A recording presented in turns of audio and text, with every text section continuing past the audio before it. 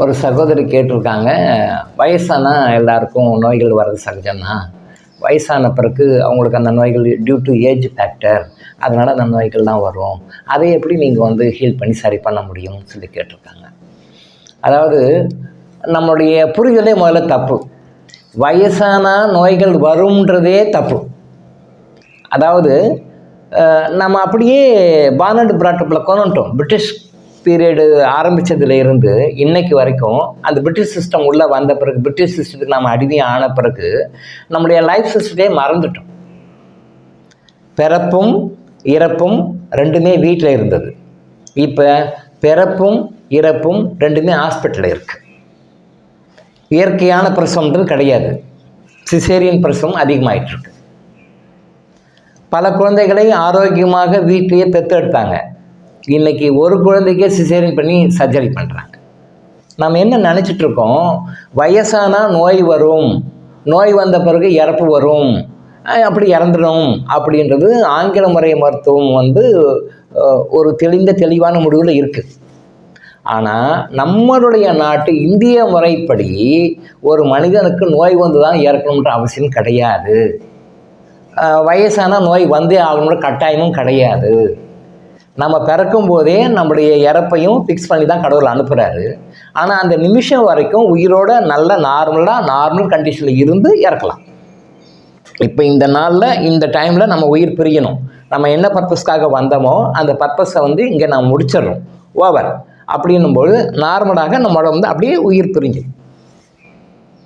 பரமஹம்ச யோகானந்தர் உலகம் முழுசும் தெரிஞ்ச ஒரு யோகி, அவர் வந்து நான் இந்த குறிப்பிட்ட நாளில் குறிப்பிட்ட டைமில் எனக்கு உயிர் பிரிஞ்சிக்க போகுது அப்படின்னு அட்வான்ஸாக சொல்கிறாங்க. இது நிறைய நம்ம வரலாறை பார்த்தீங்கன்னா பெரிய மகான்கள், சித்தர்கள், யோகிகள் எல்லாமே அட்வான்ஸாக சொல்லிவிட்டு மரணிச்சிருக்கிறாங்கன்னா ஐசியூவில் அட்மிட் பண்ணி டெட் பாடியை வீட்டுக்கு கொண்டு வரல. அந்த டைம் வரும்பொழுது நம்ம உயிரை நாமளே பிரிச்சுக்கலாம். ஆனால் இன்றைக்கி மோஸ்ட் ஆஃப் த பீப்புள் உயிர் போகக்கூடாதுன்னு அதை வந்து நிட்டு பார்க்குறாங்க.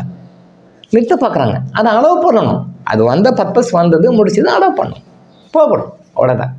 அப்போ நோய் வந்து தான் இறக்கணும், வயசானால் நோய் வரும் அப்படின்னு முழுக்க தவறு. அந்த எண்ணத்தை தூக்கி போட்டுருங்க, தப்பு. அது முழுக்க தவறு. எந்த வயசானாலும் ஆரோக்கியமாக நம்மளால் இருக்க முடியும். 120 வயசு வரைக்கும் இப்போ குறைஞ்சிட்டு வந்துடுச்சு. இப்போ கலியுகத்தில் இப்போ 120 குறைச்சிட்டு வந்துட்டாங்க. அப்படி குறைச்சி 120 வருஷம் மாதிரி கொண்டுட்டாங்க. பட் 120 வயசு வரைக்கும் ஒரு மனிதன் ஆரோக்கியமாக வாழ முடியும். இப்போ சைனாவில் வந்து ஒரு மனிதனுக்கு 120 வயசு நம்ம சொல்கிறோம். அக்கார்டிங் டு இந்தியன் அஸ்ட்ராலஜியில் 120 வருஷம் வரைக்கும் வாழலாம்னு சொல்கிறாங்க. பட் சைனாவில் 140, 150 வருஷம் வாழுகின்ற யோகிகள் மகன் இப்பயும் இருக்காங்க. இப்போ ஸ்டில் now இன்றைக்கி நீங்கள் போனாலும் பார்க்கலாம்.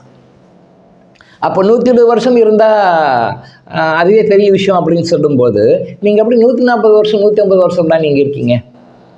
நீங்கள் சைனாக்கு போனால் பார்க்கலாமே, இப்போ கூட பார்க்கலாம், இருக்காங்க. இயற்கையின் ரகசியங்களை புரிந்து கொண்டு வாடும் பொழுது நாம் நோய் இல்லாமல் வாழ முடியும். இயற்கையின் ரகசியங்களை நம்ம கண்டுக்கிறதே கிடையாது.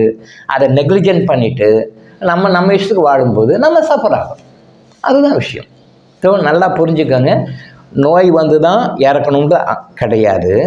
நமக்குன்னு என்ன டைம் நிர்ணயிக்கப்பட்டிருக்கிறதோ அந்த டைம் நம்ம தெரிஞ்சுக்கிட்டு கரெக்டாக அந்த டைமில் நம்ம உயிர் பிரியும் அலோவ் பண்ணலாம். என்னுடைய குருமார்கள் எல்லாருமே வந்து முன்னாடியே எந்த நாளில் எந்த இடத்துல எந்த மாதிரி சுச்சுவேஷனில் நம்ம உயிரை பிரிப்போம், உயிரை விட்டு வெளியே போகும் அப்படின்னு தெளிவாக எனக்கு சொல்லியிருக்காங்க. அதே மாதிரி அவங்க மகா சமாதி அடைஞ்சிருக்காங்க. நல்லா பார்த்துக்கோங்க. இப்போ நம்ம ஒருத்தர்கிட்ட போயிட்டு இந்த டேட் நீங்கள் இறந்துருவீங்கன்னு அப்படி சொன்னோம்னா சொன்ன டேட்டை விட அதுக்குள்ளே இறந்துருவோம். ஏன்னா அந்த திகில்லையே இறந்துருவான். ஆனால் என்னுடைய குருமார்கள் எல்லாருமே இந்த நாளில் இந்த டைமில் இந்த இடத்துல இந்த சுச்சுவேஷனில் நான் உயிரை விடுவேன் அப்படின்னு ஆல்ரெடி சொல்லிட்டு இறந்துருக்காங்க, மறைஞ்சிருக்காங்க. நம்ம இறப்புன்ற வேர்டு நம்ம யூஸ் பண்ணக்கூடாது. அவங்கள மகா சமாதி அடையிறாங்க. அதனால் நோய் வந்த பிறகு தான் இறக்கணுன்றது கிடையாது. ஒன்று, அதை எப்படி சரி பண்ண முடியும் அப்படின்னா, பாடியில் செல்ஸ் வந்து டீக்கே ஆகிட்டே இருக்குது. இறந்த செல்கள் வந்து டிஸ்போஸ் ஆகி வெளியே வரணும், ஃப்ரெஷ்ஷாக செல்ஸ் உற்பத்தி ஆகணும். அதானே ஏஜிங் ஃபேக்டர்னால் என்ன? டெட் செல்ஸ் வந்து நம்ம உடம்புல உற்பத்தி ஆகிட்டே இருக்குது. உற்பத்தி ஆகின்ற செல்கள் அதிகமாகவும் டெத் ஆகிற செல்கள் குறைவாகவும் இருக்கும்பொழுது இளம் வயதுன்னு சொல்கிறோம். டெத் ஆகிற செல்கள் அதிகமாகவும் உயிர்ப்பிக்கின்ற ஜெனரேட் ஆகிற செல்ஸ் வந்து கம்மியாகவும் இருக்கும் பொழுது முதுமைன்னு சொல்லி சொல்கிறோம். இப்போது சித்த முறை மருத்துவத்தில் காயகல்ப மருந்துகளை யூஸ் பண்ணி அதை எடுக்கும் பொழுது இது என்ன பண்ணுதுன்னா டெட் செல்ஸ் இறக்குற விகிதத்தை வந்து கட் பண்ணி ப்ரொடக்ஷன் ஆஃப் செல்ஸ் வந்து அதிகப்படுத்தும். நல்லா புரிஞ்சுக்கோங்க, இறக்கின்ற செல்களும் உற்பத்தி ஆகின்ற செல்களும் நம்ம பறந்து வந்து இறக்கிறதுக்கு எல்லாருக்குமே நடந்துகிட்ருக்கு. எனக்கும் சரி உங்களுக்கும் சரி எல்லாருக்குமே நடந்துகிட்ருக்கு. அதுதான் ஏஜிங் ஃபேக்டர்னு சொல்கிறோம். அப்போது சில குறிப்பிட்ட கண்டிஷன்ஸில் சம்மந்தப்பட்டவங்களுக்கு அதை முறையாக சரியாக தயார் பண்ணப்பட்ட அந்த காயகல்ப மூலிகைகளை நம்ம காயகல்ப விஷயங்களை உள்ளே கொடுக்கும் பொழுது அது என்ன பண்ணும்னா அந்த இறந்து போகின்ற செல்களுடைய விகிதத்தை வந்து குறைச்சிடும், உற்பத்தி ஆகின்ற செல்களுடைய விகிதத்தை வந்து அதிகப்படுத்தும். அப்போ பாருங்கள், இறக்கின்ற செல்கள் வந்து குறைஞ்சிடுது, வளர்கின்ற செல்கள் உற்பத்தியான செல்கள் அதிகமாகுது. அப்போ வந்து அந்த ஏஜ் ஃபேக்டர் ரிவர்ஸ் ஆகுது. அந்த ரிவர்ஸ் ஆகும்போது என்னாகும், அவங்க உடம்புல இருக்கிற எல்லா உறுப்புகளும் ரெஜுவினேட் ஆகும். அப்போ ரெஜுவினேட் ஆகும்போது அந்த கொஞ்சம் யங்ஃபுல்னஸ் வரும். தென் அதுக்கு பிறகு அவங்களுடைய நோய்கள் வந்து அப்படியே குணமாகி கொஞ்சம் கண்டிஷனுக்கு வருவாங்க. இது கூட ஒரு டேர்ம்ஸ் அண்ட் கண்டிஷன் இருக்குது. எப்பயுமே வந்து இதை கண்டினியூஸாக தொடர்ந்து பண்ண முடியுமா, இல்லை குறிப்பிட்ட பீரியட் வரைக்கும் பண்ணலாமா அப்படின்னு சொல்லி ஒரு கேள்வி.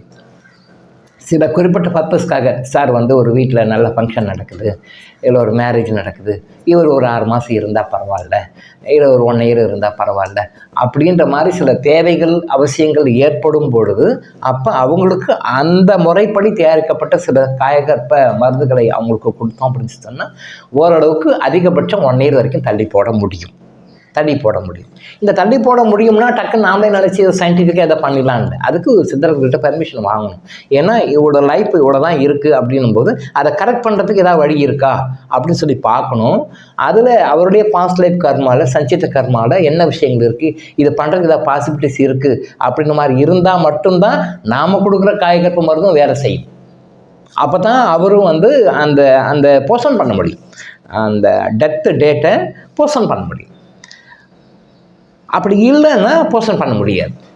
ஸோ போஸ்ட்போன்மெண்ட் ஆஃப் டெத் அப்படின்றது என்னென்னா ஒரு குறிப்பிட்ட பீரியட் தான் பண்ண முடியும். அதிகபட்சம் 1 இயர் வரைக்கும் பண்ணலாம், அவ்வளோதான். அது கூட தட்டு அவருடைய ஜாதகத்தில் சில அம்சங்கள் இருக்கணும், சித்தர்களுடைய பெர்மிஷன் கிடைக்கணும். அந்த மாதிரி பண்ணாங்கன்னா போஸ்ட்போன்மெண்ட் பண்ணலாம், தாராளமாக பண்ண முடியும். இதுக்கு நம்ம நிறைய பேருக்கு கொடுத்துருக்கோம், நிறைய பேர் பண்ணியிருக்கோம், அந்த மாதிரி செய்ய முடியும். இது வந்து ஏதோ அதிசயமாக சொல்கிறாங்க, இதெல்லாம் வந்து ஃப்ராடு பொய் அப்படிலாம் கிடையாது. இதெல்லாம் நம்ம நாட்டில் பிறந்து நம்ம நாட்டில் வளர்ந்து நம்ம சித்தர்கள் சொன்ன விஷயம்தான். எல்லாம் சொல்லிட்டு போன விஷயம், நான் புதுசாக ஆராய்ச்சி பண்ணி கண்டுபிடிக்க வேண்டிய விஷயம்லாம் எதுவும் கிடையாது. எல்லாமே நம்ம சித்தர்கள் மகான்கள் சொல்லி வச்சுட்டு போயிருக்காங்க. அந்த சொன்ன விஷயம் நம்ம ஃபாலோ பண்ணாலே போதும்.